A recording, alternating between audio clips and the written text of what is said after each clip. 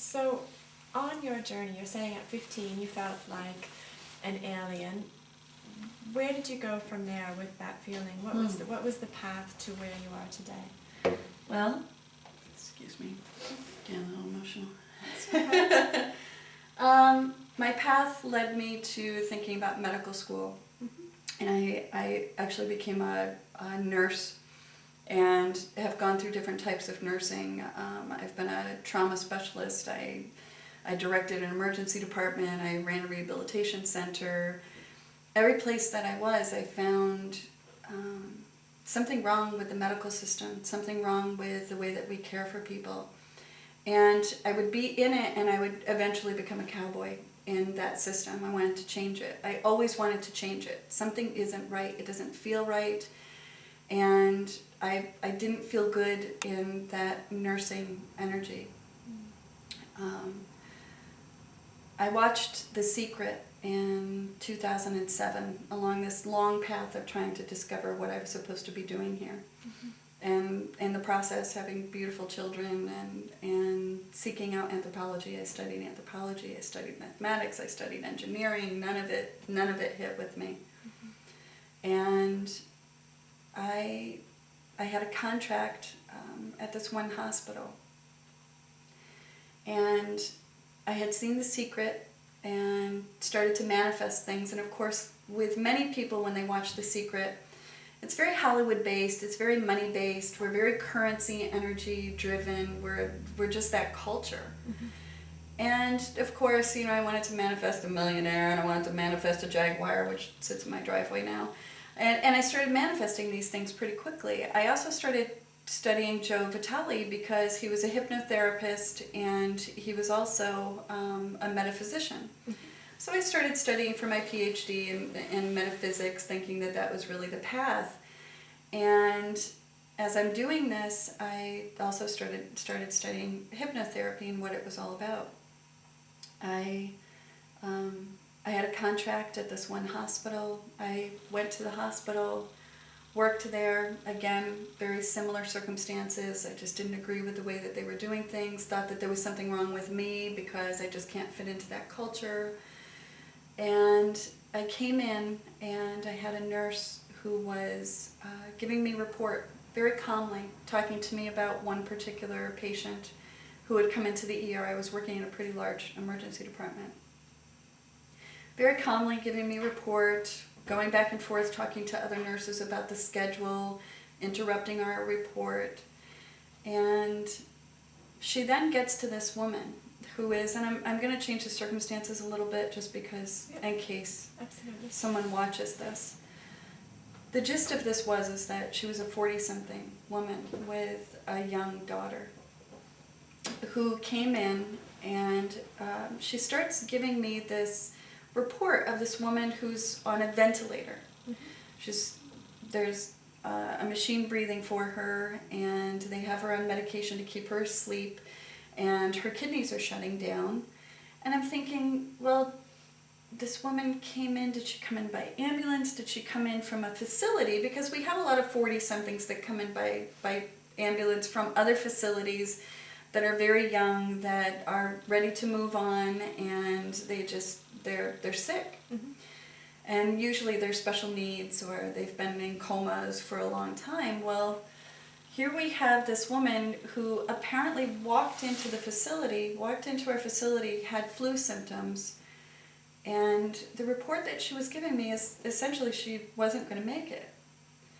Well, her blood pressure was 40 over something, her heart rate was in the 150s, and she didn't have the proper medications on board to help her. And I'm thinking, what's wrong? What's wrong with this picture?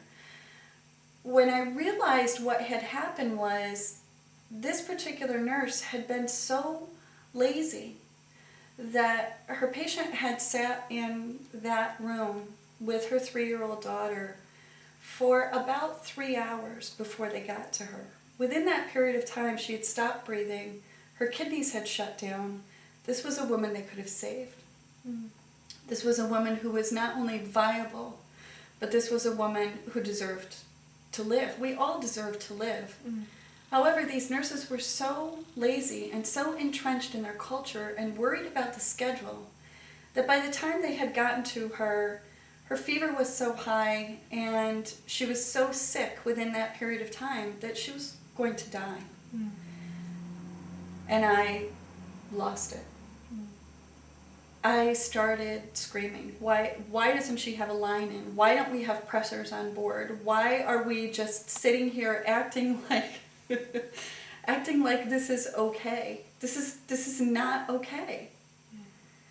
And as I was screaming and making these demands, I made the physician come in and put the line in and try to save her kidneys.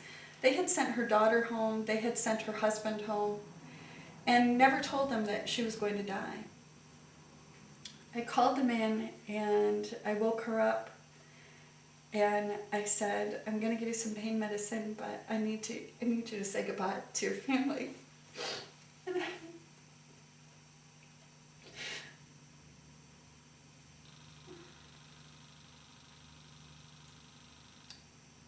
And I still remember her daughter literally saying goodbye to her.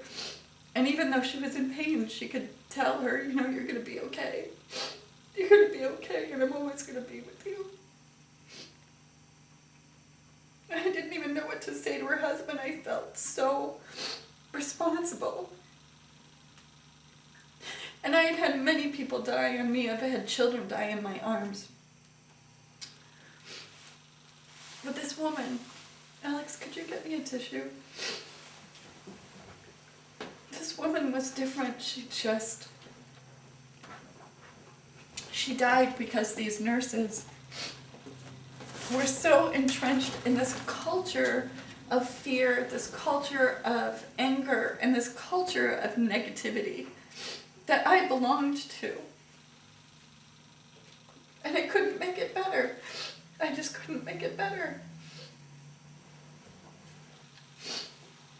She died after we worked on her for hours. We did CPR, we did everything. I gave her all the medications that I could. But I knew that she died for nothing. And I left that day and I just couldn't go back. I couldn't go back to nursing. I couldn't go back to medicine.